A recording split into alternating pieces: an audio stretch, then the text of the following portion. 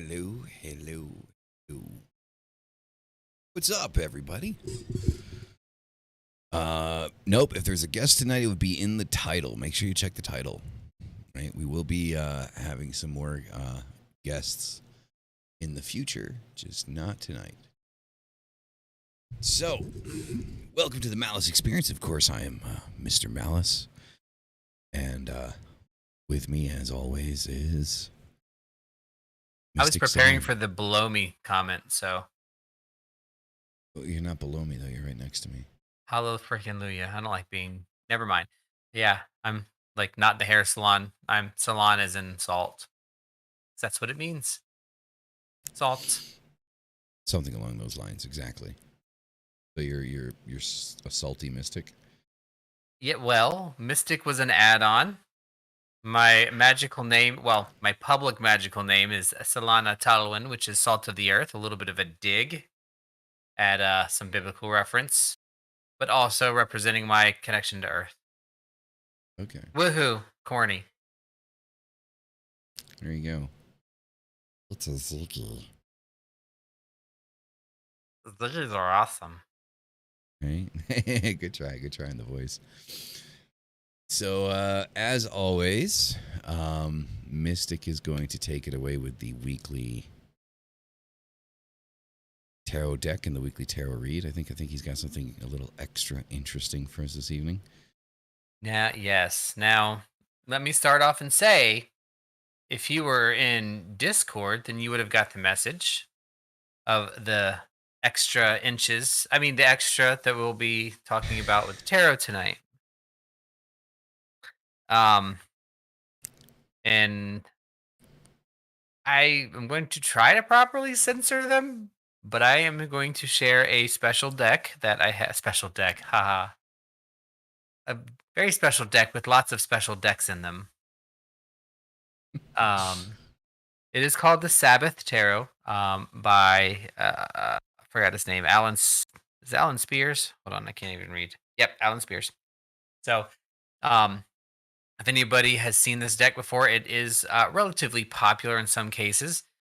It is the gentleman who put it together, Alan Spears, is a photographer, a very well known photographer in certain circles, and does some really amazing imagery. Is also a left hand path individual, um, with a very heavy Spanish mix in there. So there's a lot more to it than just that. But um, very, very interesting guy. If you're interested, go to, I don't even know the website, but it's the Sabbath Tarot. There's only one. They are not G rated, but they are very tastefully done. So, where do I want to start? I had to hide them because Rook about fell over himself when he saw them and wanted to take them.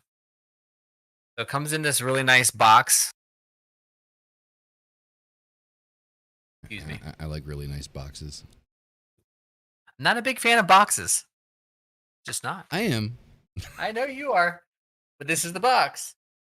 I'm a fan of decks. As we are aware.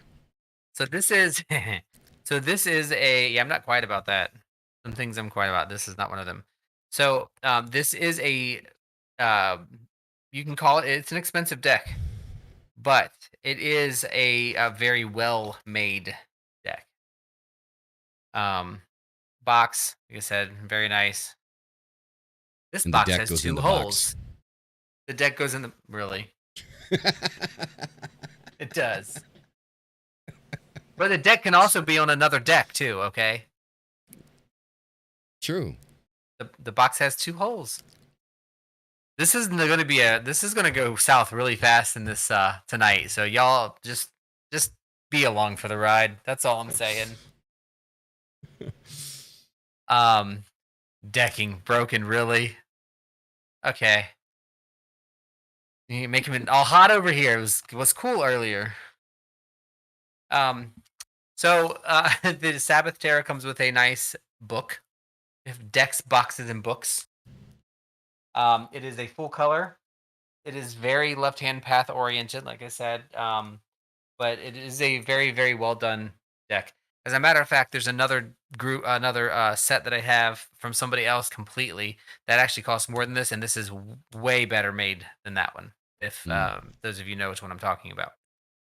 These cards are a little bit larger than your standard tarot. They're a little bit wider. They're a little bit larger than your standard deck. Yeah, this is a bigger deck. I like bigger decks. I like all decks. It doesn't even matter. I mean, seriously. Like all decks are awesome. I even like the miniature decks. Like it doesn't matter. Just like them all. They're all amazing. What the hell are we streaming for? I don't know. Anyway, so yeah. This is the back. Obviously, you can tell if it's reversed because if it's reversed, you have your upward pointing pentacle versus your pentagram or whatever you want to call it. Doesn't matter. Don't care. But you can tell when they're reversed. That's the point. This deck is very sensual, to say the least, but again, very tastefully done. Tastefully done. Cards are very thick. Uh, um, beautiful thick, black, heavy card. I don't know if you can see it there. Well, maybe with the group, they are red edged. I quit. I'm just done. Can't do this anymore. How many cards is it? It is a full 78. There are some names that are a little bit different, but it is a very girthy deck broken. Yeah. It's girthy. I can't watch. I'm gonna have to not watch the chat for a minute. But yeah. So all in all, all jokes aside, very well made deck. Is it worth the money if you have it? Absolutely. It's one of the few that I would say is worth the money because again, this is a professional photographer that's doing some very professional and nice, tastefully done imagery. So let's start with a couple of cards. So DA huge deck energy. you got what is that? HDE. So basically, again, full deck, 78 cards. Couple of things are different. I've used these cards recently for appropriate purposes, and so they're shuffled. So I'm going to kind of go through and pull a couple cards like we normally do. Um, I'm going to pull a two of discs coins, the two of Earth. I'm going to call it Earth right now because I honestly don't remember off the top of my head what he names his whatchamacallit. I think it's the elements, his suits. But pretty simple, right? What? Whatchamacallit, yeah. Looks like balls. So this is the two of whatever's discs.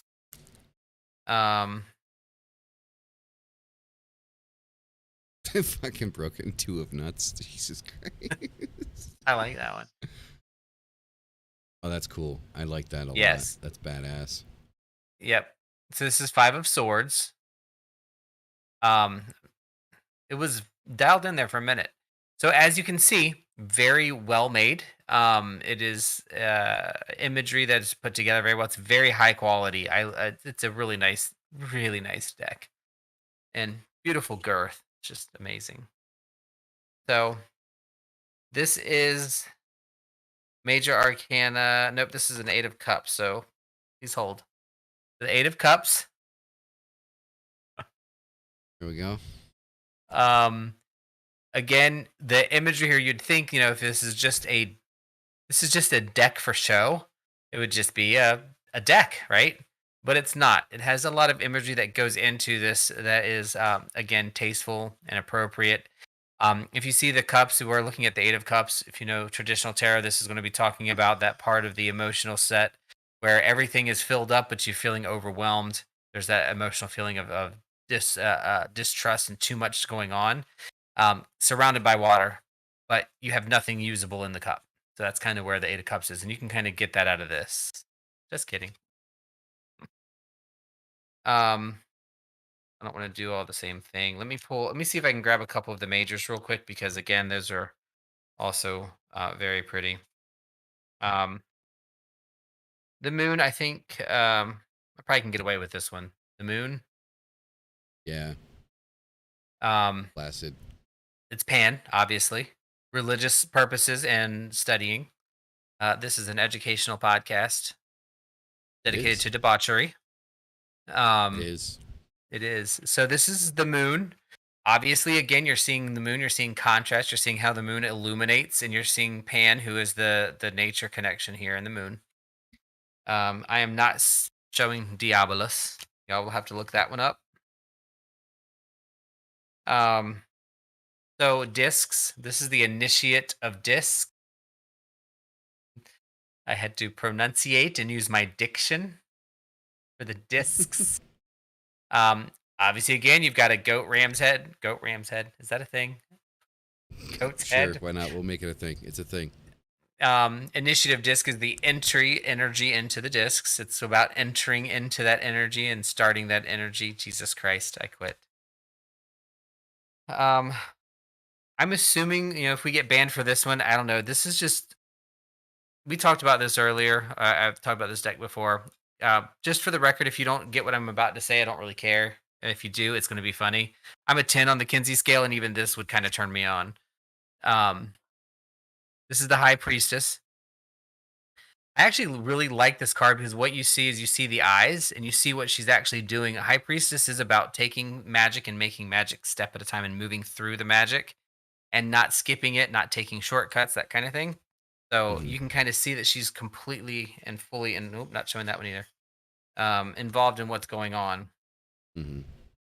So that's just kind of like the overview of this particular deck. Good. Yeah. This deck is too thick to shuffle with my small hands.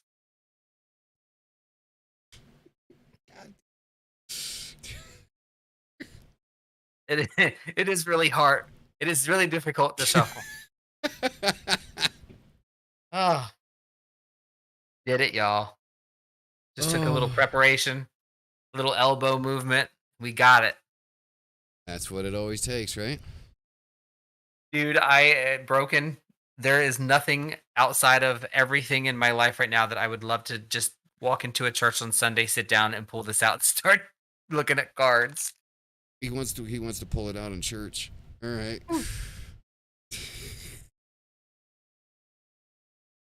I think you're Yeah. definitely gonna get arrested if you do that, but make sure you I'm just record gonna it so at least it's content Just gonna pull out my deck in church. in church.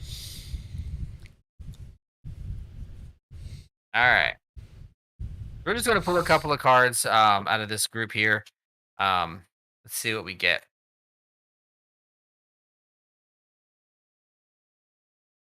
Okay.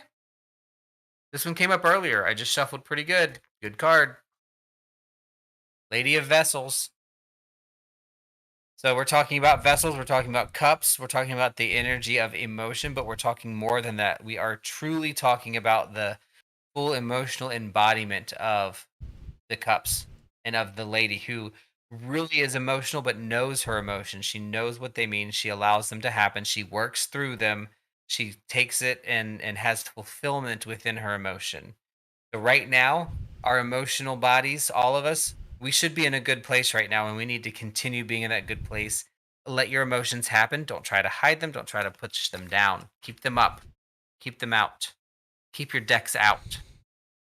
Rock out with your deck out. Yeah.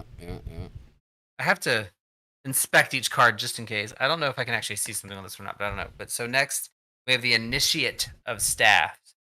So this would be like a page, or I don't know what other terms that they use for the initials.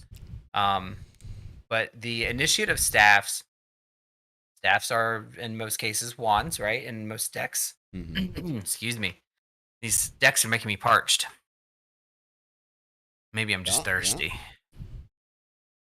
So the initiate is really focused on that again, entering initial energy of the staffs of the creation and of the creative juices of things. So this is talking about taking your passion and actually starting it and going with it. So broken it is not the virgin of staffs. So we're looking at energy so far this week from the Lady of Vessels about letting your emotions work through them, allow them to happen, and go. You're going to be have a good emotional week. Might not have started off as such, but it's going to go that way.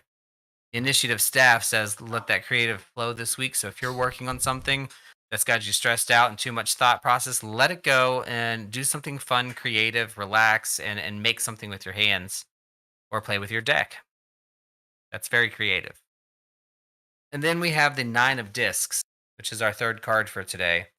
When we talk about discs, we are going into that space of, I don't want to say fulfillment because that's really a standard traditional. We're looking at the culmination of a lot of our hard work of physical stressful work. So this week is really about the emotional side. We're closing out some of that hard work that we've been working on. We need to take a break, breathe, let our emotions go, do something fun and creative this week and relax a little bit.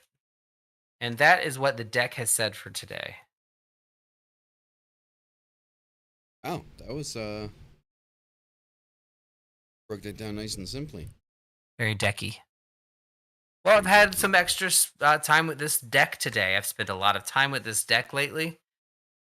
I don't know what else to call it, but I feel like saying deck a lot right now. Yeah, well, it's because now it's like, yeah, exactly. Like, you know. I got to give it up. The puns the puns are rolling.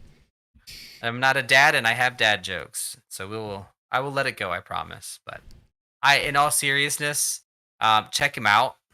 The Alan Spears and the Sabbath.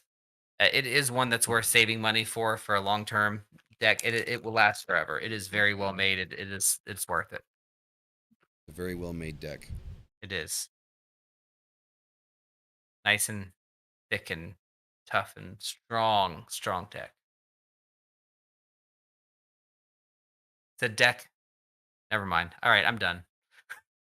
All right, I'm good. all right. I'm good. So now that we got the the entertainment, well, I mean the whole thing is kind of entertaining, right? Entertainment. Yeah, you had to go there, didn't you? You had to throw the taint in there, didn't you? I did. The worst word in the English language. Don't you love it, guys? Like, so it's an occult, podcast dedicated towards the education of the occult and the forwarding of, the occult to the masses. But this deck and box has a really nice bag too. Exactly right. Sorry. Gotta love the box. And the bag. You gotta love how we just kind of like keep it human, right? How does it feel to rub a box in your face? Disgusting. I want to vomit. Okay. So y'all should have seen that one coming when you saw Mystic do that. If you didn't see that one coming, I don't know what to tell you. I like it when you don't. I like it when you don't see it coming, though. That's the fun part. I quit. You started it. I'm sorry. I did. Will the Malice Experience get shut down today? My sources say yes. Sorry. All right, I'm done. For real. So, as you noticed, like we don't have a guest this evening. We do have some more guests on the way, but this evening we do not. And I figured we'd take the opportunity to kind of talk about kind of like logistically, kind of like the details of like when we talk about unifying the occult, when we talk about bringing people together. I think that there are details that people are curious about, that there are, things that maybe people are worried about, inside of that. No. Yeah, I can't. They hung up. I'm on call this weekend, but they hung up. So. Oh, okay. There you go. I'll call back. Tell them to fuck off. You're in the podcast. Wish I could. Right. So just when they answer the phone, you need to leave me alone. I'm talking about the devil. I've actually thought about that before. Oh, have you? Yeah, but I think these people that work for me are the devil sometimes. So. Okay, well there you go. Mire, hijo de esa chingada madre. Déjeme en paz. But anyway, so I figure we talk a little bit kind of like about like the logistics, right? So I think a lot of us kind of understand the differences, right? Like when we talk about Wicca, witchcraft, and the left-hand path, right? So when we talk about those things, most of us kind of automatically understand the differences. And I think the part that people are worried about is there's this kind of like this big kind of like aspect of people understanding or having the understanding that specifically the left-hand path is a solitary path. And I think that first and foremost, I think that in and of itself is flawed, right? I think that it can be. I think any path that you choose to walk on can be a solitary path. You can choose to walk that in a solitary manner. But I don't believe that any particular path is designated specifically in being solitary. Yeah. And so with that, I figured we could talk a little bit about how these different paths can converge and work together, right, for the betterment of the occult at large, right? And one of the reasons I thought it would be an appropriate thing to talk about is because, well, so one thing you guys hear every week from Mystic, for example. Mystic isn't left-hand path. I am. Now, I also understand that, many of you, maybe not most, but many of you in the chat, follow the left-hand path. I know some of you don't.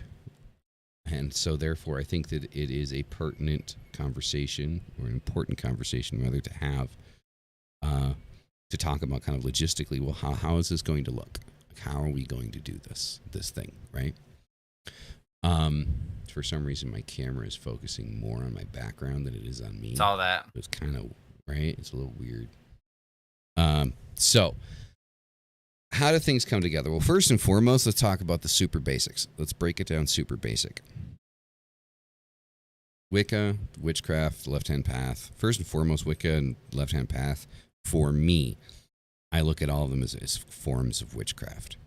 Right? I think trying to create this separatist idea between absolutely everything. There are some things that quite obviously have very distinct differences, right, and cannot be interchangeable, like Wicca and the left-hand path. I wouldn't necessarily think that those are. It's a possibility to use those terms interchangeably. They represent something very different. When we talk about witchcraft, I think witchcraft in general, I think all of us kind of practice in some way, shape, or form of witchcraft. I think we lost Mystic. I think we lost him, folks. I think he's gone. My computer is freaking out. Hello? Yeah. Notice that. Yeah. Hold on. It got upset with the cards. The deck was too big. It is a dog that has gone behind my computer and made one of my DisplayPort connections loose. So when it comes a little loose, it freaks out. Sorry. I think we're back on. Yeah, we are. Well, you're back. You froze there for a second on us. Exactly, Ben. It's all about learning. And the reason I say witchcraft can be used interchangeably is because of the craft aspect of it, right? Because there are people that, for example, that are on the left-hand path that consider themselves a satanic witch, right? Or a witch at the left-hand path, or, and the list kind of goes on and on. So I believe that witchcraft can, to some degree, be used interchangeably. I think that people constantly trying to create a separation in lines between everything is one of the reasons why, as a community, there's a lot of division inside of the community. Because everybody is trying to present themselves as the owner of something, right? Of what in the hell are you doing, Mystic? Well, here it is, chat. You officially have seen Mystic on his knees. Oh, yes, Daddy. I'm too old for this shit. Sorry, I really hate to do this on stream, but like my computer's still freaking out on my end. I can't see anything. So, but I'll see what I can do. I'll keep trying. I wouldn't really screw up to do it. We can see you. We Worse. can hear you, so it's okay. Like if you need to do something, you need to restart or something. Feel free. You can jump back in. I'm good for the moment. All right. But I can't see anything. But go ahead. Also, chat, another thing to remember, when Mystic goes on his knees, remember that Rook's desk is right across from him.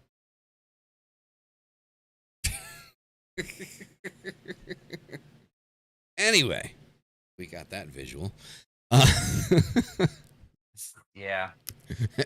Mystic's not sure how to respond. He's just like, I mean, been there, done that. Y'all wouldn't know. Now we all do. Yeah, Thank you. You're right. You're welcome. So, I think they're trying to kind of create a separation between every single path and every single deity. I think it's counterproductive. Because everybody wants to so we're kind of creating this separation, right? So like, there's Wicca, there's Satanism, there's Luciferianism, there's the left-hand path in general. Then the list just keeps going and going and going, right? This show just got an adult rating. Yes, it probably did. And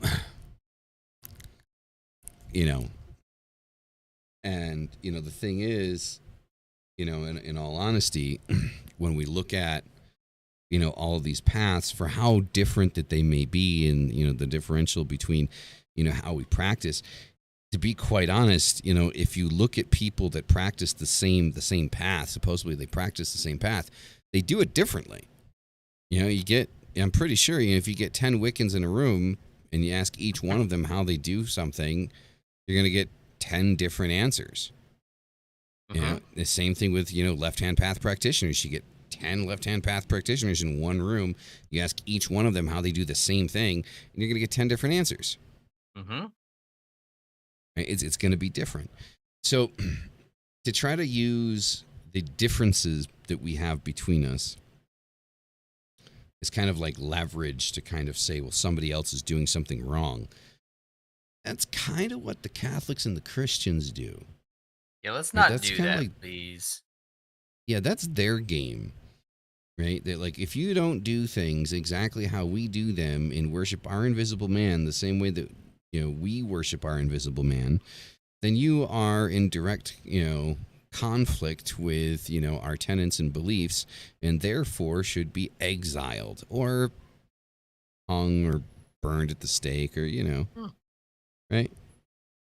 So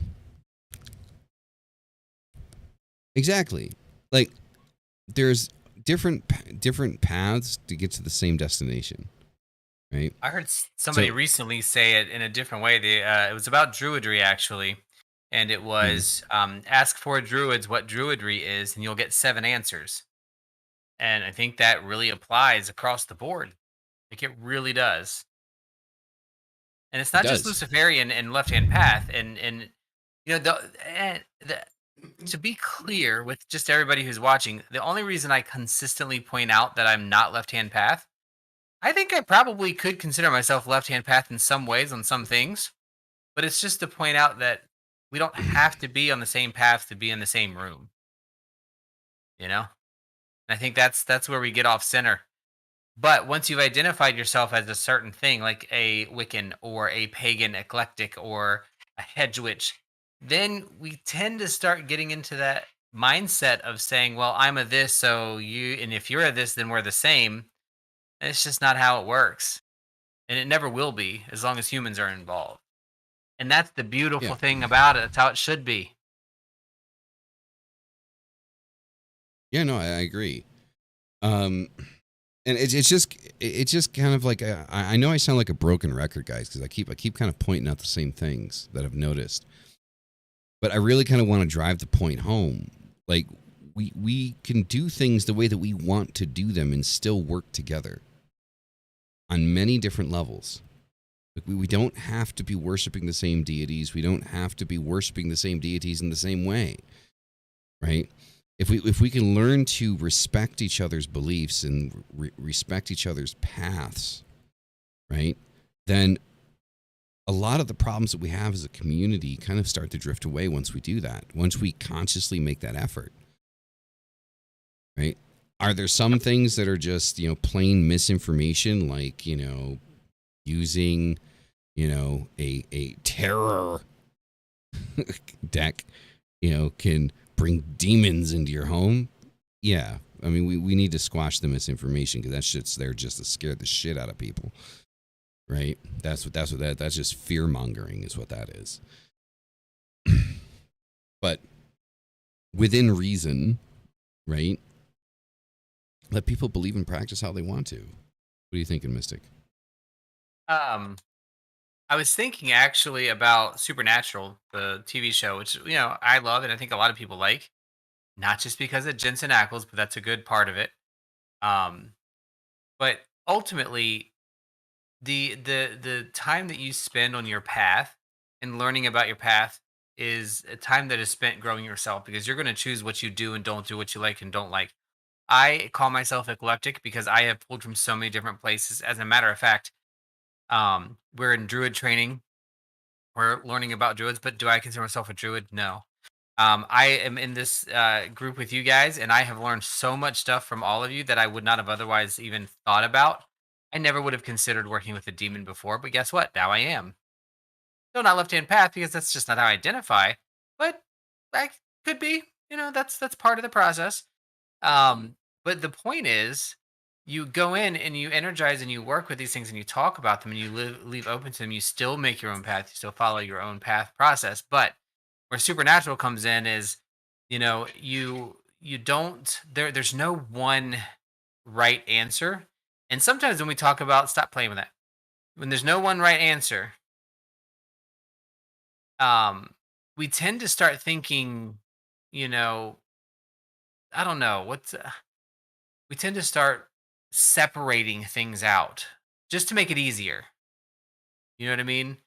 And we forget that when we do that, while it might make it a little bit easier, it makes it worse for all of us.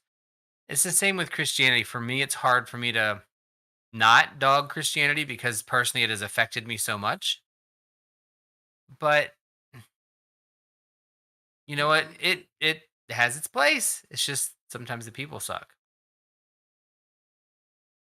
But the point is there's just a bunch of different ways. It's just there's so many we have to not be assholes about it. That's it. Now, another thing to kind of point out, so there's another aspect to kind of setting up like the organization and things like that to kind of keep things in check and hold people accountable for the bullshit that they do. For, whatever that might be, whether that be, calling out a media organization for using terms incorrectly and improperly, which could potentially be dangerous for people within the community, or someone that is, showing predatory behavior inside of the community, to hold those types of people, accountable for those actions. But one of the things that's trying to be we're trying to set up inside of the organization is, so through the education aspect of it, in order for something to have a educational system, the system has to be standardized. There has to be some type of middle ground that everyone can kind of agree on, like, okay, this is, logical, like within each path separately. That is not to say that is the only way that you can practice that path, or that's the only way that you can do things. You can do things any way that you want to do them, but in order to have an educational system in place where people can go, whether online or physically, to actually learn about, craft, right? The magical arts, whether that be the left-hand path or Satanism or Wicca or Druidism or what have you, there has to be some type of standardization. Now, that standardization is not an end-all, say-all, this is the only way that you can do this. Of course it isn't. It's not how it's built. It's not how any path is built. It's built for you to be able to move along the path how you see fit. But there has to be some type of standardization inside of an educational system. If we're going to sit people down and teach them something, well, there has to be kind of like an agreement on saying, like, okay, well, this book for this particular subject is probably the best book on that subject, right? At least, at base level. And then from there, that allows you to kind of like branch out and kind of look at other directions and things like that, right? It's not to say that that's the only book that you should look at. That's not to say that that is, you shouldn't bother looking at anything else. Of course you should. But inside of an educational system, if we were to sit there and try to give everybody every single book and every single aspect of everything that's ever been written down, you would never finish a course. No. Right? So the path is ever evolving.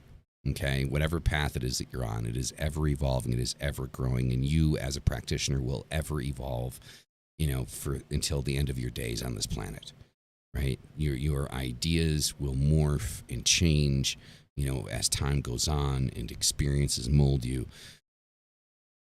But in order to provide for people just coming in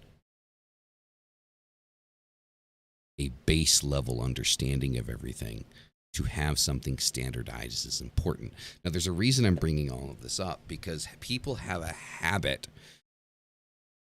of taking something that, for me personally, like when I say something, I think that there are certain aspects of what I say that are just kind of common sense or logical, right? Like for me, it's common sense, and for me, it's logic to sit there and say, well, no, of course, this book that we're going to be using in this course isn't the only book on this particular thing, but this is what we've kind of come to the conclusion that is a good baseline for people to learn to kind of go into this particular practice. It's not to say that it's the only one. Sadly, if I don't actively say that, if I don't proactively come out and say, I understand that this isn't the only thing that people could be looking at, somebody out there is going to get upset. Well, why are you using that book? Why don't you use this book? Why is this the one that you use in your course? Mm-hmm. That's an old there version. Has to be some. Mm-hmm, there has to be a standardization, and then an available library, whether that be digital or physical, of everything else. I envision it differently. But I agree with your premise, meaning the way things are and the way humans are right now, I just burnt myself on a piece of incense. Maybe I should learn a little bit more about fire. Human beings need to have that organization and that system, because if not, they get really far off and really diverted easily. And that path. But way I envision it is more of a pathway of, if you want to, almost like, for me, in the beginning, it was, I am burnt out with the Christian religion, and I need a pathway that connects me back to my roots and to nature, because I feel so disconnected from the world. Okay, great. Well, your path sounds like ABC. Turn to page 37 and choose your own adventure, right? I think everybody knows those books. You could choose where you go from there, and you have a pathway to do it. That's one of the things I really enjoyed about learning with the Order of Ovates, Bards, Ovates, and Druids, the Obad. They do their training in course or classes, these mini classes, and basically it's literally a page of what it's about, a page of what you should do, a story, and a triad or a piece of Celtic knowledge or meaning that provides something to you. And those things give you a very basic backdrop, but then you have to go out and put in some energy and work and figure out how to actually learn the concept before you go on to the next Gwers or Gwerzy. And that pathway is really nice. The difference being, it is not it's not like it doesn't satisfy the knowledge base, right? I'm a hoarder. I have officially 232 decks.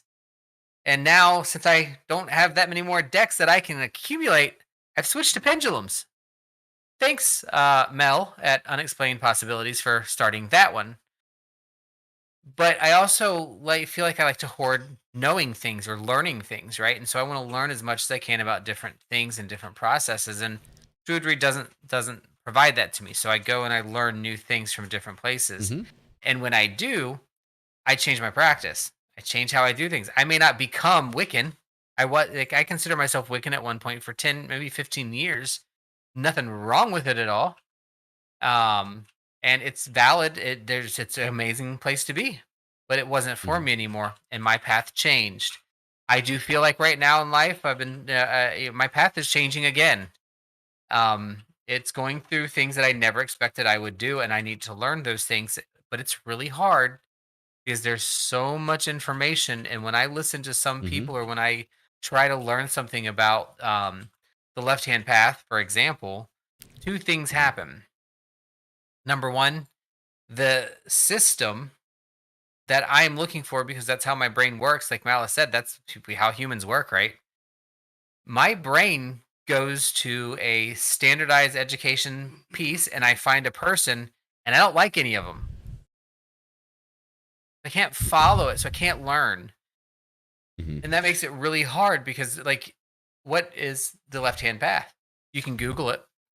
You can learn what the left hand path is, but then what do? You buy a book. What if that's the one book that, is the assumed by most people to be wrong now? It's out of date, but you read it anyway, and that's your path now. That's where you've chosen to go. Then you go out and you meet somebody, and they judge you for, like, oh my God, you read that? Case in point, Rook and I are both members of a school. It's a Celtic school, because we both want to learn. And I want to learn more about the Celtic processes, the stories, the systems, the whole thing. I know quite a bit, but I want to learn more. So we joined. And in the very beginning, somebody made a comment about how you should not listen to these or read these 10 books by these people because they're wrong about everything. I immediately am now turned off to that school. I can't do it. Mm-hmm. And it all comes down to, there's so much information out there, but we don't know if it's just information or data. Like, is it usable? And so we need to communicate like this and have these discussions so that we can start learning what is something that can help us on our path. And then when you find it, we all need to be allowed to go on our own path. That's how we stay together. We stay together by allowing us to go in different directions. Yes. We need to write that down. And that's an important thing, because, like, so I the premise that I'm thinking of with the education aspect of it is very similar to what you're saying. It's a little bit more drawn out than just a page and stuff like that, than something that could be done in like a day. But so, like, I'm thinking, like, so for example, you initially sign up for classes. You say, okay, this is my current level, of understanding of where I'm at, and this is what I want to know. And so then you are assigned to a course, when that course begins, to learn more about that particular thing, at large. And then, let's say each one of those courses is maybe about a month, right? At the end of that month, there's going to be 2 to 3 options where, okay, where would you like to begin to expand on this? Right? So this is what you've learned. So through what you've learned, these are the options where you can expand based off of this course. Or if you so choose, you can choose a completely separate path and learn about that one. You can be studying 2-3 paths at the same time. Not a problem. Right? Can you let VG out? It's all about it's all about the education aspect of it. It's all about allowing people to be able to learn as much as humanly possible. Nothing will be banned. Like, it's not, there's no book burnings and shit like that. Like, there will be an extensive library, and if there's something that somebody wants to read that we don't have available, then we will find a way to obtain that and make it available for people to actually, learn from that. And Violet Sky, just to kind of answer you kind of like more directly on your question of whether or not it is dangerous to work with demons. So this is how I see things.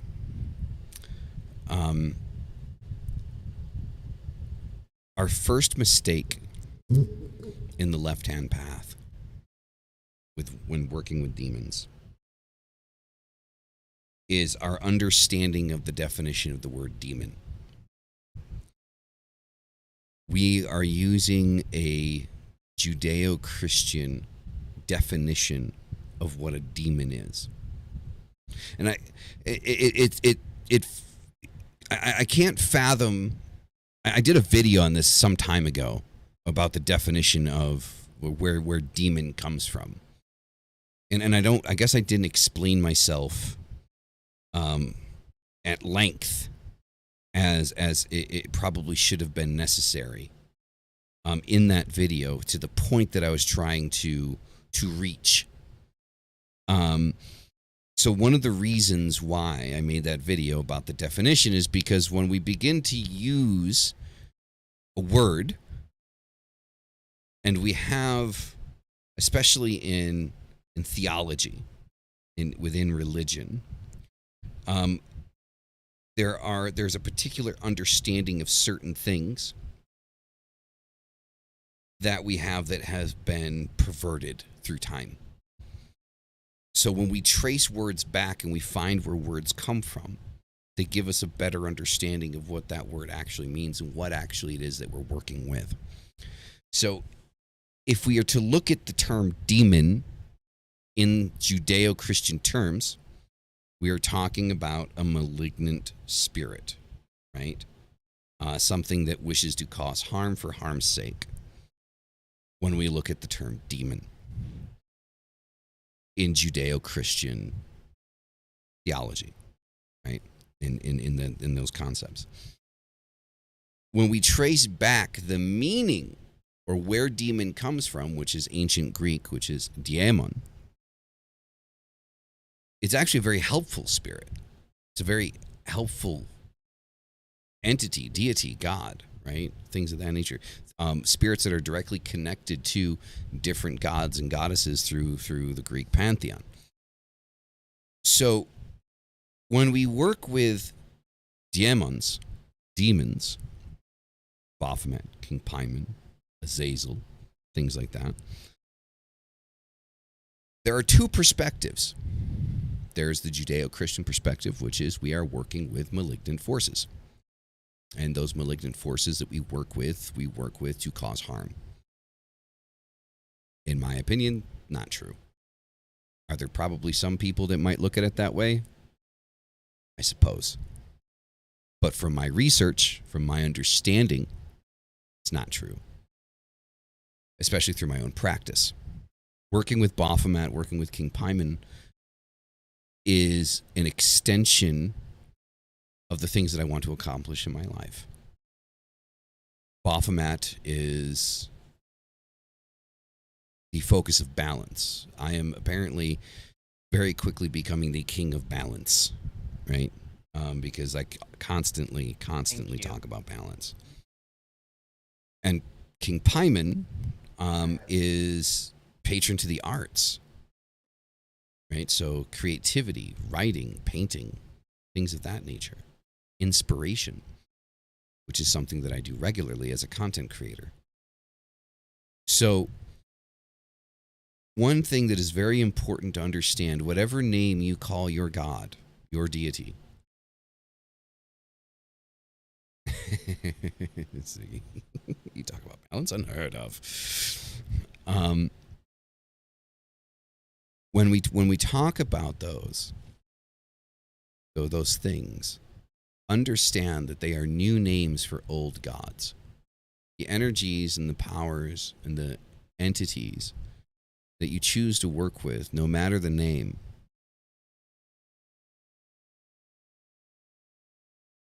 that force you are working with is much older than you may think.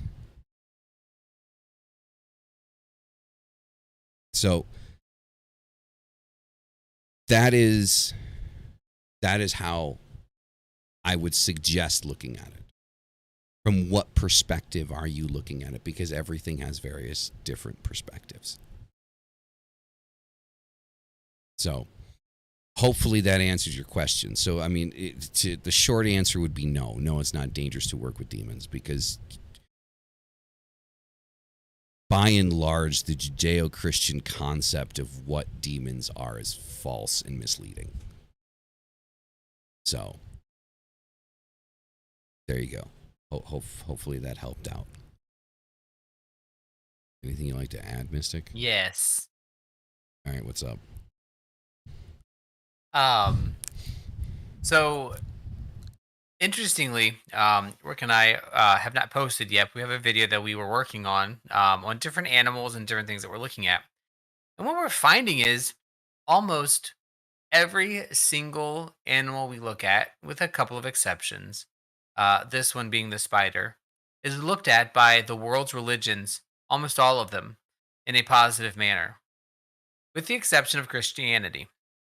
Christianity views various things that are relatively scary, quote unquote, as bad. So it's interesting to see how the Native Americans identify the spider as grandmother spider or the weaver of all worlds, or druids or witches or other people who support and work with spider as a positive aspect. And when you think about it, spiders are an amazing animal. They do great things for us. They keep insect populations low. They are beautifully good at weaving. They are majestic in some cases. Yeah, they're scary because we don't see them and don't know what they are. But the problem is, Christianity is the only group out of 20 during our research that we could identify that saw spiders as bad, among other things. And it concerns me and makes me think of why Christianity is so much built upon fear. It is the same idea behind using fear to get what you want. That is a manipulative process. You give people the right information, and most people are going to pick the right path or the right path for them, and it's going to be a positive influence. But that's not an option for Christianity sometimes, and most times, because there is a specific path that you must follow. So I have to scare you to keep you on that path. And that to me is the first red flag. Now, I'm not going to specifically just talk about that, because what I really wanted to kind of dive into on this piece is, in addition to what Malice is saying, is about how Christianity has views of things. And so first, I want to just start by talking about color blindness, right?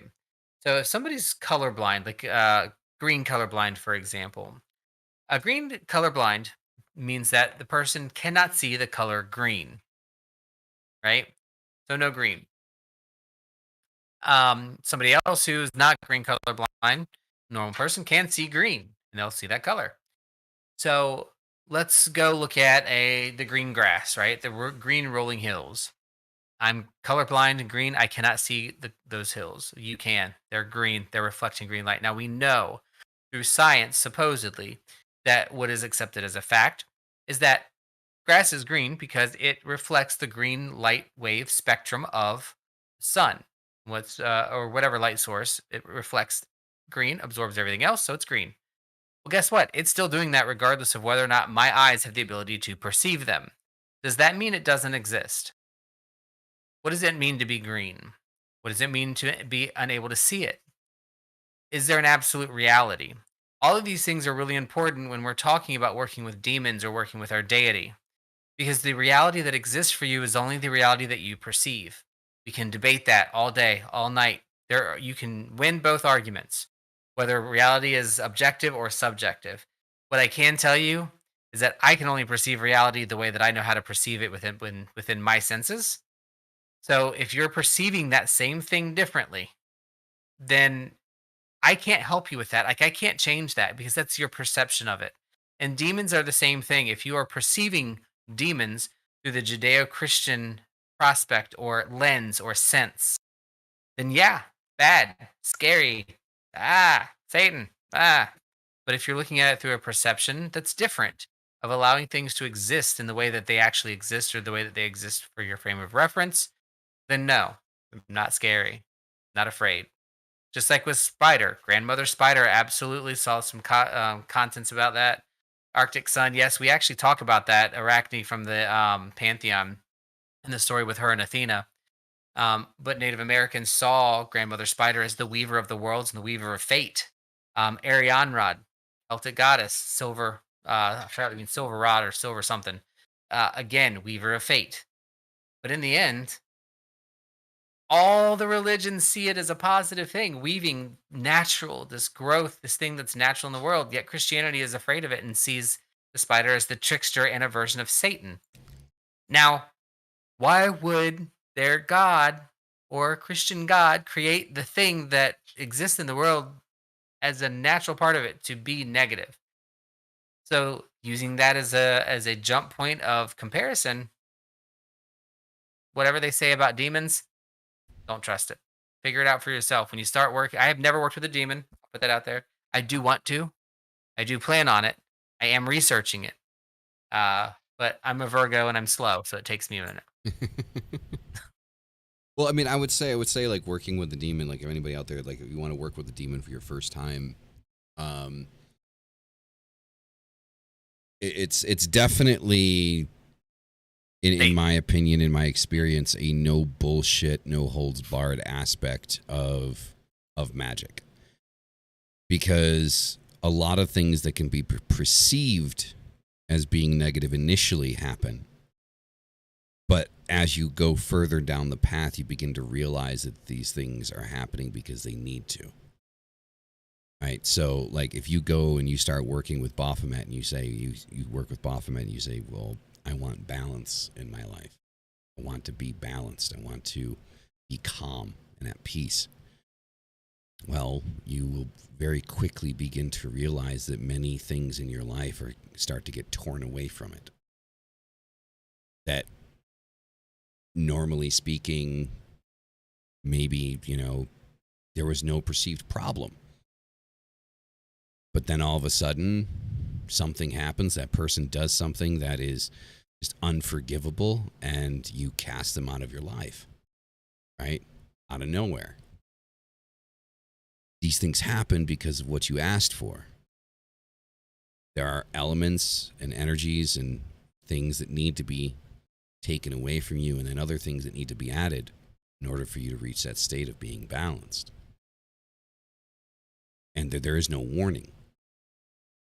You asked for something to happen, and that thing is going to happen. Now, whether or not you like how it happens is irrelevant. And that is how I would explain working with what would be considered a demonic force. Is you are at a completely different ballgame, especially when you're starting out. And at that particular junction is pretty much where you kind of make the decision of whether or not, yes, this is what I needed, or I can't do this. This is too much. So, that's how I would look at it. And as far as like the comment that Violet made about the church, this is the Bible says God is perfect love, and perfect love casts out fear. And so why is there's so much fear in the church? Well, that's easy. So fear is the controlling factor, right? So fear is the thing that is used to control you. You're afraid of hell. That's why hell exists. Heaven would not be as appealing if there was no hell. With no hell, why do we even care if we go to heaven? Well, we only care about going to heaven because there's a hell. That's pretty much it. That fear is what is instilled in you. And it is with that fear that because you believe in God, because you go to church, because you do all of these things, you believe that because you are a believer, that belief is what's going to save you from that ultimate punishment. It's the perfect circle. It really is. It is a perfect web weaved to keep people entangled. It truly, truly is. There's the part of it where there's that part of it, and then there's the other part of it is that you could be a serial rapist, a serial murderer, all these things. But as long as on your deathbed, you, with all of the fiber of your being, say that you accept Jesus Christ as your Lord and Savior upon your deathbed, you'll be accepted into the gates of heaven. So it's either there's atonement, there's punishment at the end of the line for somebody that lived a life in such a manner, or there isn't. Because apparently hell exists in a place designed to punish sinners. But if all you have to do is accept Jesus into your life and you can, collect $200, go past go and don't go to jail, then what the fuck's the point? So it's very irritating the whole thing. It really is. It truly is. I do have a particular disdain for Christianity and Catholicism in particular. You know, though our resident Christian, I mean, he is a pretty cool guy. We've had a conversation with him, Mark V. You know, Always. yeah. It's always good to have, you know, somebody to yell at. I'm just kidding. I'm joking. It's okay. It's good to have somebody that's on the other side of the aisle willing to have a conversation. So, yeah, that's definitely a good thing. But yeah, there's definitely a lot of points of contention when it comes to, you know, the church. I'm not a big fan of how they do things. Never have been, never will be. I mean, for me, the church is just about as believable. Like, whatever the name of those two fucking demonologists that there's a shitload of movies about them. Fuck are their names? That were they were found out to be complete and utter frauds. Oh God, I know who you're talking about.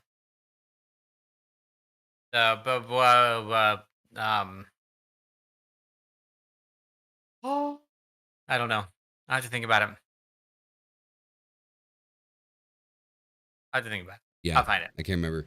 I mean, the church is just about as believable as they fucking are. Yeah.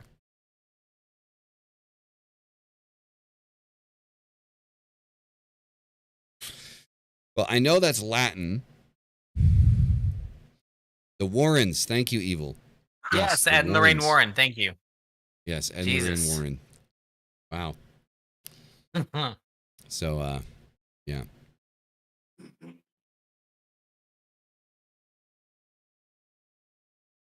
Let's see. Oh, there's a translation for it there. Huh, interesting. So, yeah, I don't know. Like, I don't like to like dog people for what they believe in, you know. But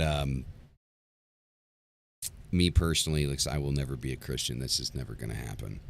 Mm-hmm. You know.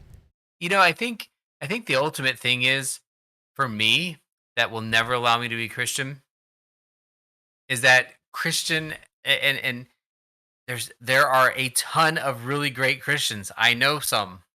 I mean, it's like I don't know how else to say it without it sounding stupid. You know, they're not all Christians are horrible people, but every experience that I have had with Christianity is trying to convert me or tell me I'm wrong. Yep. Shut up. that's You the believe worst part about it. the moment Christianity says, you know what, we want you to be a good person, believe whatever it is you need to believe to get through this life, and God's going to accept you because we're trying the best we can because you're a good person, you're trying to take care of others, you're doing the right thing, you're trying to live your life. Christianity, here I come. But that is not it. Paganism, Wicca, granted, gatekeeping exists in everywhere. It's freaking left-hand path, Satanism, all of those. That's the group of people that said, we don't give a flying fuck what you believe, dude. Come hang out with us, have a good time, but don't be an asshole. That sounds like the religion I want to be a part of. Mm-hmm. So we can go around and round forever and ever about what Christianity does and doesn't believe. I can guarantee you, no matter how much scholarly knowledge anybody does on the Bible or the Quran or anything pagan or anything, we don't know shit because we weren't there. Humans were involved in writing all that stuff. It's fucked. Like, there's no way to know. But when I feel driving down the road, just in my brain, that I'm like, I just want a sign that I'm on the right path. And I get this autonomic sensory motor reflex. If you don't know what ASMR actually stands for, it's not the sound that you make, it's the actual reflex, the autonomic sensory motor reflex, that nobody can explain exactly why it happens.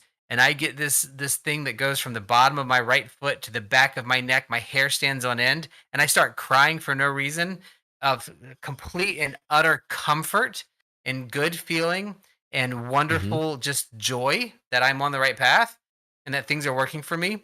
Christianity has shat on every piece of that my entire life. from different people and from different ones. So in the end, that's how I feel about it. Now, setting that aside in my personal feelings, I'm a smart enough person that I know that that's not everybody and that there's still an allowance for that to exist just like anything else. Mm-hmm. So that's why I don't dog on Christianity very much, except for, and I'm very clear that it's always my experience of Christianity. They're the Mhm. ones that kicked me out. They're the ones that threw me out. They're the ones that made me feel bad about being who I was. They're the ones that made me Yep. want to commit suicide. They're the ones that have put me down. They're the ones that have held me back. Mm-hmm. And that is period. So that's not going to change. Now, Mhm. do I have space for people who are Christian in my life? Absolutely, especially the ones that are like, we love you anyway. You're pagan. I don't care. That's you. I still love you. We're good. So Yeah, I don't think I could like full on have a Christian or a Catholic friend. I don't think I could. I Not could. because I wouldn't be willing to do it, but the thing is it's just like They the wouldn't things probably that be I like. willing to do it. Well, there's that part of it, and even if they were, and we gave it a shot, everything that I believe in and everything I think is cool to talk about would go strictly against everything they believe in. Yeah. Like, I start talking about rituals and Baphomet and fucking, my book and, tarot cards and shit like that.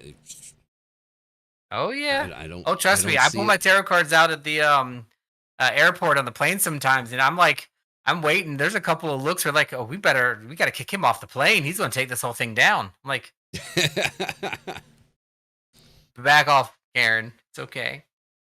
But I don't want it to sound like and I am bashing Christianity a little bit, and I have to admit that's a personal bias that I have to get through at some point because it really You screwed me don't. up.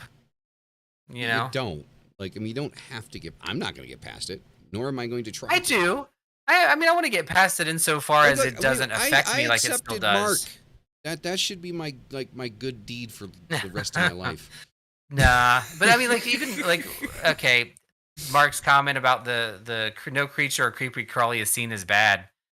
Sure, and you're reading an interpretation of it. But what about the 3 that I just read while we've been talking about how spider webs represent full fragility and weakness and all these other things? It doesn't really matter in the end, because we're always going to find what it is we're looking for. The difference being that I have yet to meet a pagan person that is trying to convert me or tell me that I should go to hell because I'm gay. Or call me a bad person for whatever reason is happening in my life. That just doesn't happen. Exactly. And here's the thing. So the perfect example of that, if you look at the friendship that Mystic and I have been since the day that Mystic met me, I've been left-hand path. Okay, and long before. And I work with what would be considered demonic forces. He does not. At no point in our friendship. And not because of you, but I know where you're headed. Right, yeah. At no point in our friendship have I turned around and said, no, you shouldn't be working with that deity. You should work with mine. At no point has that conversation ever happened. Ever. And we can still talk about each other's practice. Yeah. Right? If a Christian could get to the point of having a conversation with me about my practice, and I could say, yeah, man, I did this ritual this morning and I felt really, really good and ready for the day. And it's like, yeah, man, you know what? I prayed to God and I felt really good too, If the day that I can have a conversation like that with a Christian is the day that I can honestly sit there and say, hey, you know what? I could be friends with this motherfucker. But I just know that the moment that I say, yeah, I did this ritual this morning with Baphomet, the horned one, and he's like, you're going to go to hell. And I really care about you, my friend, and I don't want you to go to hell. I want you to go to heaven with me. You need to, you know what, dude? I'm good. You go do you, man. Go do your shit. And, the thing is, I'm usually the big proponent, and I want to make sure that that people know I don't want to bash Christianity. It is an easy target for me because of my personal experiences. And I have to know that there are others that exist that aren't that way. And Violet's guy's even making good comments right now, which I think is pretty cool too. There is a whole Christian mysticism and Christian witch movement. It's great. but I do not have the capability of trusting the system that has that kind of a back end or that force to it or that thing. And I know that I can research any topic and find whatever answer I want. So I have to rely on that moment when Mhm. I meditate and when I say Yep. to myself in that complete silence and that quiet, um, do what who am I working for, what am I doing, what is the meaning of all of this, and when I get that response of that when I'm working with a deity, my personal belief is the polypantheism. I do believe that there are multiple representations of God across all pantheons, and they all do lead to a universal source. I do not believe it's the God in the Bible at all.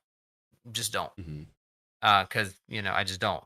But regardless, if that is the God, that is the God of things, then that God is going to accept me into the heaven that exists the way that that God has heaven because he knows my heart, or she, The- or it, or they.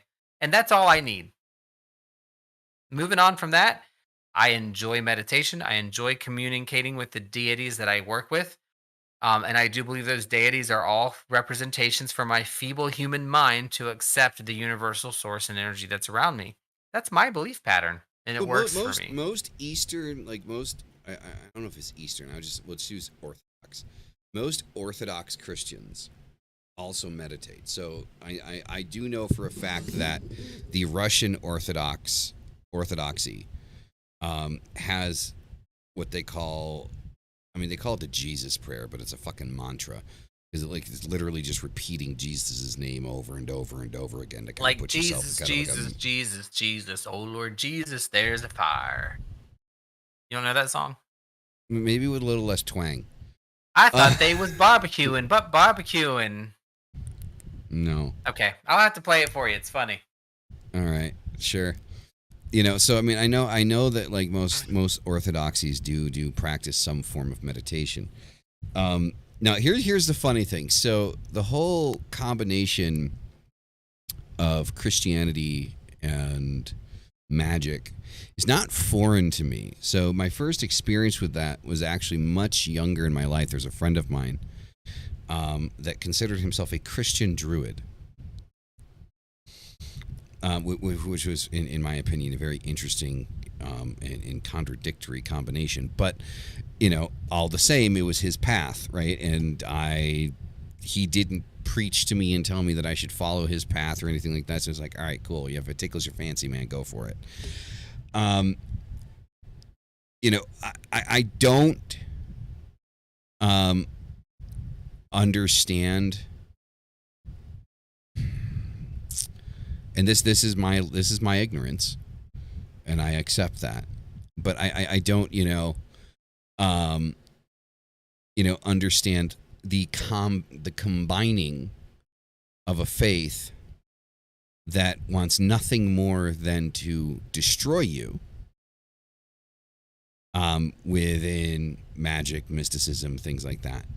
Because Violet, to your comment, you said that you get a lot of flack inside of the Christian communities. And as your title suggests, considering yourself a Christian, mystic, or, you practice Christian mysticism,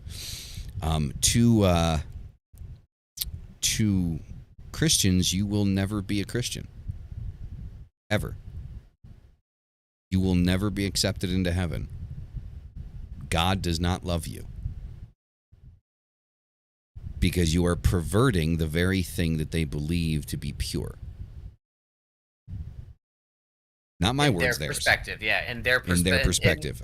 In that perspective, I should say, because there's more than one perspective. Mm-hmm. But yeah, there is. And that's the thing that's weird about. That's what's weird about us, right? Mm-hmm. Because it's our there's a lot of shit perspectives that weird are about different. us.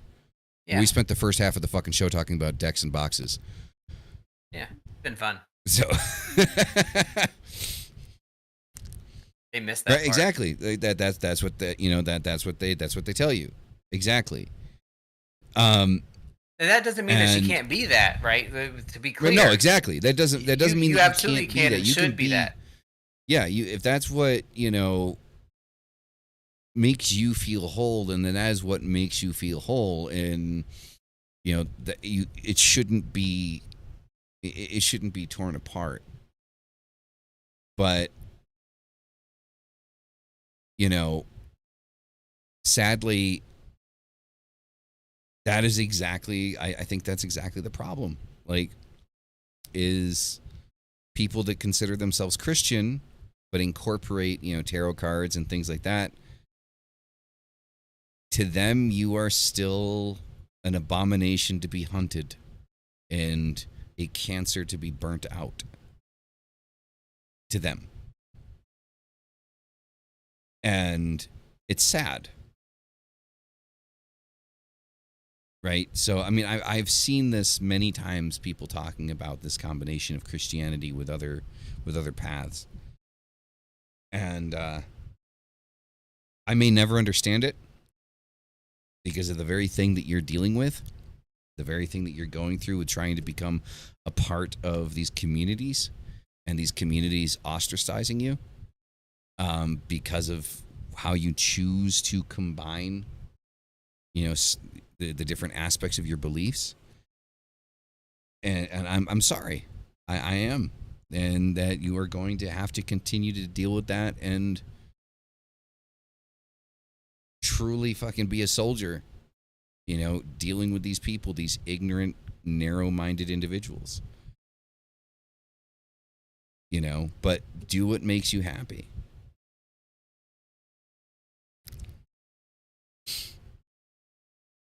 Well, to your opinion, Mark, but as you've heard, Violet has dealt with, in several communities, people saying that she is creating a perversion of a pure faith.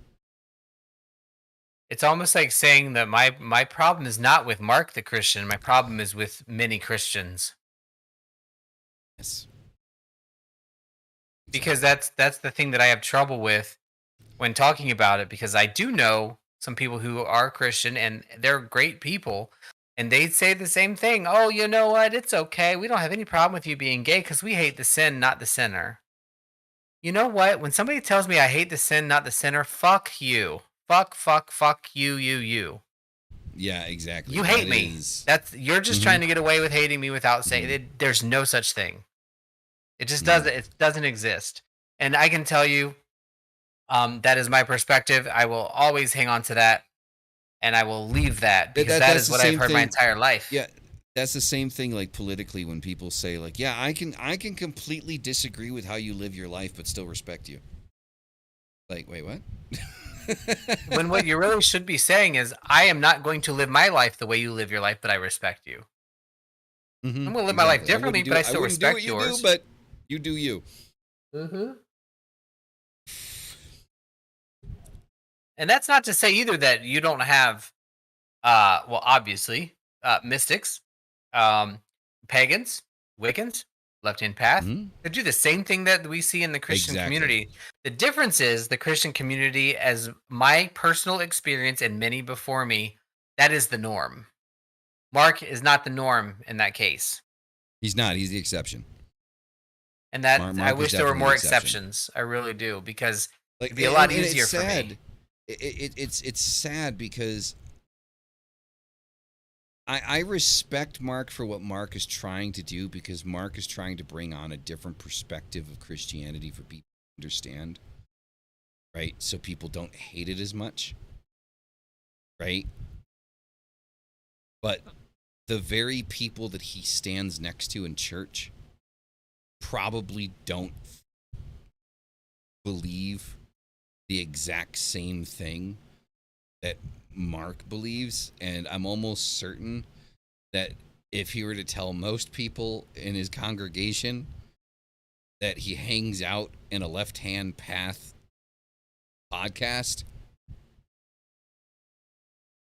they would probably ban his ass from church.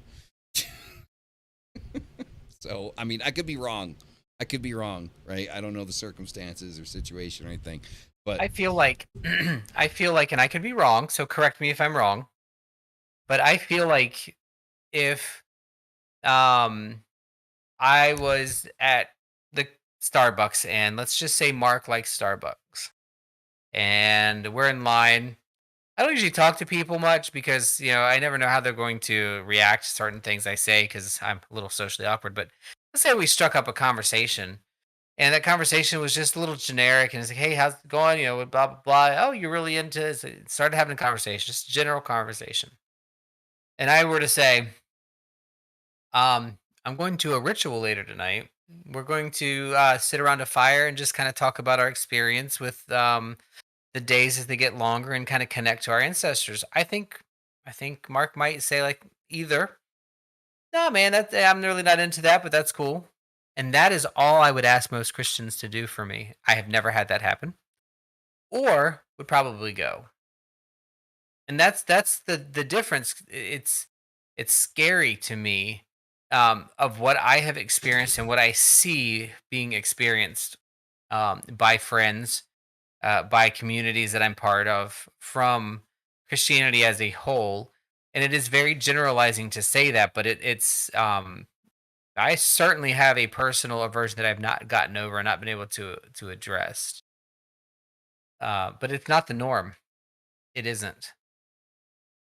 And if I can be in the same room with somebody who is Christian, that Christian says, I do not agree with how you practice or how you believe, but I absolutely agree with your right and your ability to do it, and it's a valid path for you. That's all I ask, because that's what pagans do for me. That's what uh, See, left I'm hand gonna does. I'm gonna take it a step. I'm gonna take it a step further. I'm gonna take it. For me, it's a step further. Just respect it. You don't even say like you disagree or anything like that. That's you. That's fine. But just respect it. Like, hey, you know what? Not for me, but that's cool. Have a good one. Have a good time. Yeah, and it just um, I am certainly not somebody to try to point out or start something, but just to kind of address real quick, but Slim, I get what you mean, and I can also see and understand and agree. But that is truly not our experience that we have had here with Mark on multiple visits to the chat, multiple conversations with Mark. That is not his goal. He has only responded. He has not been disrespectful. He has not been evangelistic. He has not been pushing things. So I really do just want us to be respectful because he is, as far as I'm concerned, one of the very few people that consider themselves Christian that has been polite and positive and amenable to having a discussion. But I do get Slim where you're coming from, and I have that feeling is in my heart too. I feel that way a lot just because of Christianity in general, but I truly don't really feel that way about Mark. Look, when it came the first time I actually had a verbal conversation with Mark, I was the one that was the bad guy. Because I went into that conversation thinking it was that going on to go stream? one particular. Yeah, it was. It Or was on before stream. stream? I was like, because you No, it were was on kind of an stream. asshole on that. We talked about that. Yeah. I was the bad guy because I was expecting it to go a certain way, and I'm not gonna lie. Like I'm not gonna. I pushed his fucking buttons. Uh-huh. I wanted to see where. I'm not gonna lie. I pushed his buttons. I wanted to see where he's gonna fucking crack, and he didn't. I Dude was was waiting very for the respectful, yelling. very Yeah, calm. I was waiting for the yelling and the screaming and fucking I'm gonna go to hell and shit like that. It never came. And it was a solid hour and a half. Yeah, it was a good stream. So I was the asshole. I was. I'll own up to that. And I'll be honest. You know what? Mark didn't deserve it. He didn't deserve it. Fuck. Even my girlfriend pointed out, like after the fact, she's like, "You're kind of a dick." It's like, Yeah, we've talked about it. That was funny. So seeing that I'm bringing it up, Mark, I do apologize for being an asshole that evening. I have a feeling if we had another conversation, you'd still be an asshole because it's kind of like in your name. Yeah, it is kind of. But yeah, I mean, we're fucking human. I got to own up to it, right? Where my faults are, right? I can't be right all the time. And on the other side of it too, it's like with Slim's comment, I don't want to call him out. Just, I mean, he said what he said, but I get it too. Like I have that I understand reaction. Slim as well. I totally have that reaction, and I don't want to. So one of the reasons why I understand Slim, right? Slim, are you still here? I don't want to be talking about you without you being here. Are you still here, Slim? Make yourself known, please. Was here like 3 minutes ago. Yeah, I just want to make sure you're still here. Like, 'cause I don't want to talk about anybody if they're not here. You know. Maybe not. And I don't know. Yeah. I just don't want it to sound like I was kind of being rough and calling it out in there. That's actually probably not the best way to do it. But I mean, seriously, it comes down to this at this point. Like my thought process around Christianity is definitely different now than it was 2 months ago before these conversations. So, So, I mean, the point of why I can understand what Slim was saying is because the thing is every time when I first saw Mark come in here, Mark likes to quote scripture. He does, and he will throw down fucking chapter and verse, right, and what book it comes from. And I personally have a tendency, the moment that I start seeing people throwing fucking, chapter and verses out there from the Bible, red flags go up, right? And when those red flags go up, I have a tendency of getting defensive, right? So that's why I can understand, where Slim is coming from, right? Because I had the same reaction, right? I was expecting Mark to be a troll. I know, it's just conversation. That was it. And those are conversations that we need to be able to have. Like, one of the reasons why, having those conversations is important is especially when you can see a conversation between two polar opposites happening. If I can have a civil conversation with Mark, what does that say about us? Right? Like, we should be able to have those same types of civil conversations about the things that we believe in because we are paralleled in the things that we believe, most of us here. So that is something that is, I believe, that is extremely important for us as a community to kind of,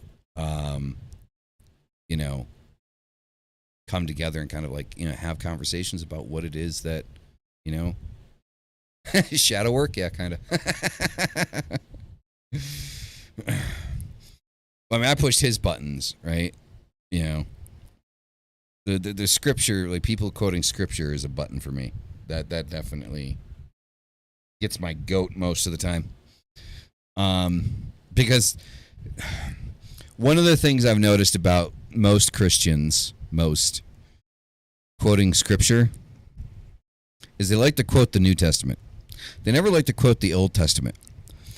Because the moment they start quoting the Old Testament, like if you look at the Old Testament and the New Testament, it's two totally different gods. Right? It's two totally different gods. Because the Old Testament, is, fucking fire, brimstone, wrath, fucking be afraid of me, I'm going to kill your entire family, type shit. And, the New Testament that's, the God of love and forgiveness, right? They just change with the times pretty much. So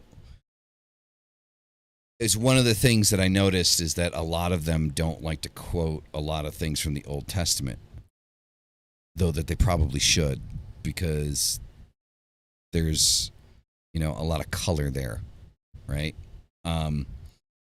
To how violent, Christianity can be, when dealing with that.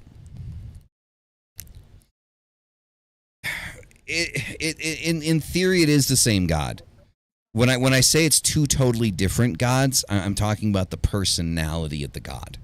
So in the Old Testament, God is a God of wrath, a God to be feared. Like if people ask you, for example, are you God fearing? Right? Those are like the Bible thumpers that are like, Old Testament Bible thumpers, right? Because you need to be afraid of God, right? That like, the type of shit that like, if you are disrespectful to your parents, that it's okay to stone you in the public square. And then the New Testament God is, one that is, very forgiving and loving and wants to give people opportunities and chance.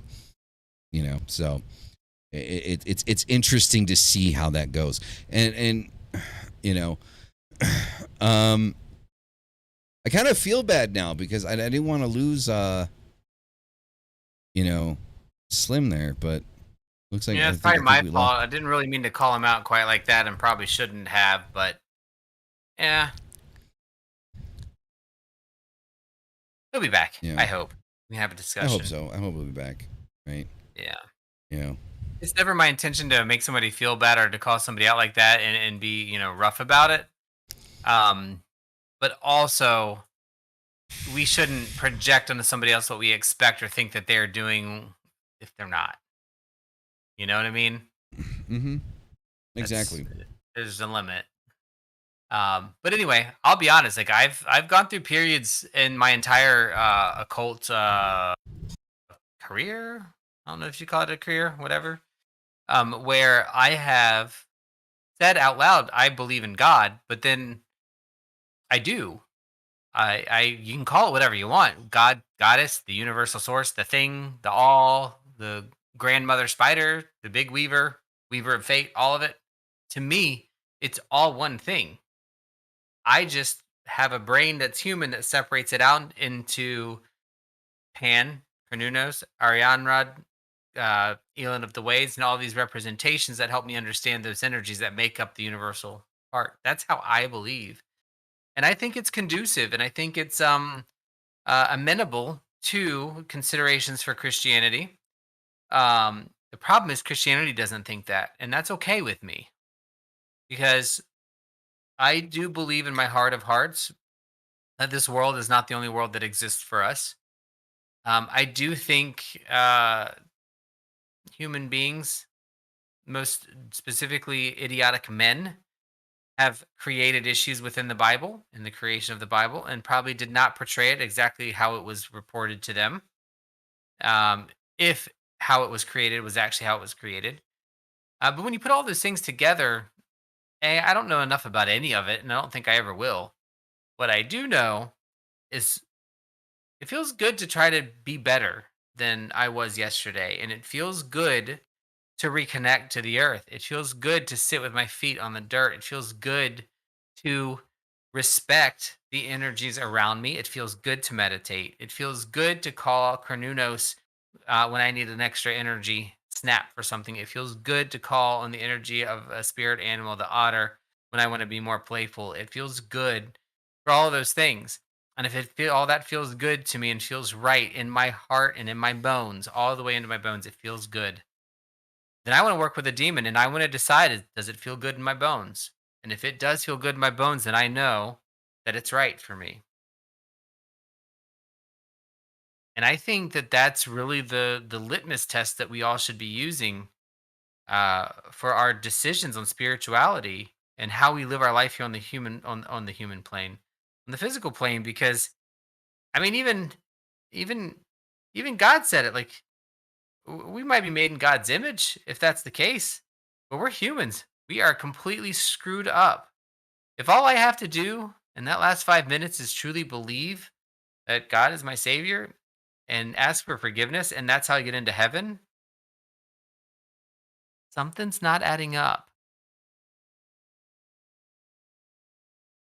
Because all of it in the same bucket, every religion, every belief system that's ever existed, in my opinion, personal opinion, is the exact same.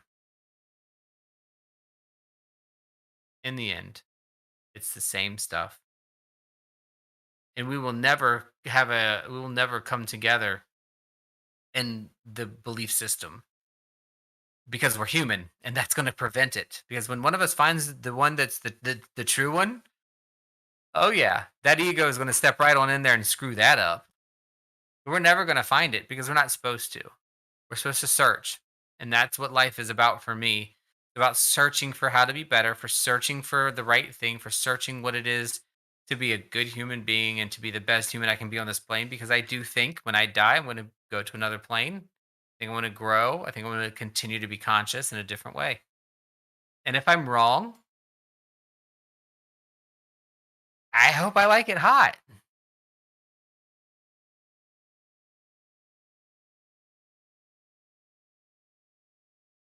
You're muted, maybe. I am. Sorry about that. Yeah. Yeah, no, definitely. But yeah. So I guess, like, you know, the takeaway here, like, for this whole thing is to just be, you know, just be respectful to everybody, right? You know, if somebody disrespects you, then, you know, act accordingly as you see fit. But initially, you know, I think showing respect for each other's beliefs is quintessential to us being able to unify. So definitely something to kind of keep in mind, right? As we move forward, you know, with this project and with this ideal. You know, so it is what it is. But I think that actually covers it pretty good for this evening. What are your final thoughts there, Mystic? Go hug a tree. Hug a tree. Hug a tree. All right. Well, Yeah, it's a religion. that sounds like it'd be Like, a I mean, live and let live. What else is there to say, right? Like, does any of it matter? We are probably all wrong, and we're gonna like die and turn into like turtles or something. I mean, anything is just as reasonable as anything in anything else, you know, right? We probably die and come back as the tall gray on another planet. I don't know, but ultimately, I mean, it's just it is what it is, and we're all in this screwy shit, messed up pile of steaming hot poop. The least we could do is not push other people's face in it. Yeah. Pretty much. That's it. I mean, that's yeah. Yeah. I mean, we're on the right way. We're going the right direction, right? You know, I think we're going the right direction here, guys. I think good and great things, you know, are coming. So, yeah, definitely. I think for this evening, that is going to be it. It's been fun, guys. Y'all have a wonderful rest of your weekend, and we'll see you next week. Awesome. Peace out. Deuces. Oh wait, that's 3, 2. There you go.